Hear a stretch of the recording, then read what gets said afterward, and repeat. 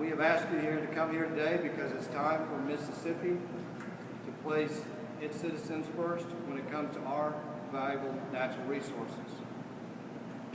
It's time that Mississippi unlocked the tens of millions of dollars of Mississippi abundant oil reserves that are presently lying abandoned. Today, thousands of jobs could be created and tens of millions of dollars of state revenue generated simply by getting Mississippians access to our resources currently being blocked by an out-of-state company. So, how can Mississippi do this? The solution is very simple. Pass State Senate Bill 2568. It will be taken up later this week. If you're from Mississippi, for thousands of jobs and increased state revenues, you're for this bill. Now, what does State Bill 2568 do? In essence, it does two things.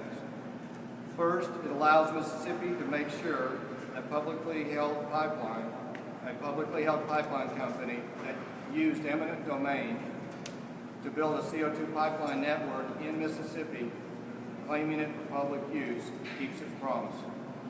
Secondly, it ends a monopoly that abandoned its long-term plans to develop Mississippi, and it's now preventing an economic development boom in Mississippi. Again, thousands of jobs, hundreds of millions of dollars of state revenues abandoned for the benefit of Texas at the expense of Mississippi. Let me give you a little background.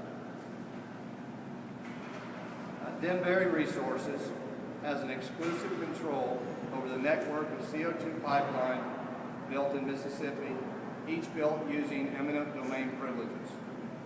Records show that when Denbury Resources was constructing the Free State Line and the Delta CO2 pipeline, the company relied on eminent domain privileges over 50 times. In my hand, I hold two lawsuits filed by this Texas company, Rankin County being one, Yazoo County and Madison counties being others. As you can see by the documents, as you can see in the documents provided, they invoke the legislative requirement that the project was in the public interest to maximize Mississippi oil and gas reserves. As you can also see,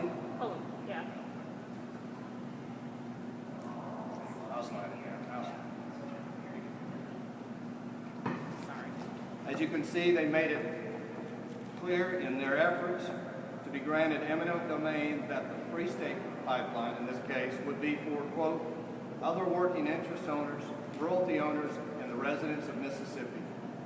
Think about that. Not on one or two cases, but over 50 times, they promised landowners and communities whose property would be taken that it would be done for the pipeline that was in the best of public interest. Mississippians have made clear how they feel about eminent domain, and the law regarding eminent domain could not be even more clear. In the state of Mississippi, eminent domain can only be used when the result is for the public benefit and public use. I have been willing to give the companies that I speak of, the company, the benefit of the doubt, and entertain the possibility that it originally intended to use pipelines for the best interest of Mississippi. However, that changed several years ago when first, 2 years after having built the Free State Pipeline to East Mississippi, it was sold, Denbury sold its 10 undeveloped fields, and then it sold the 2-year-old pipeline for twice as much that it built it for, and kept an exclusive 100% capacity lease for that pipeline to fields that it had sold. And at the end of that 20-year lease, they have the right to buy it for $1.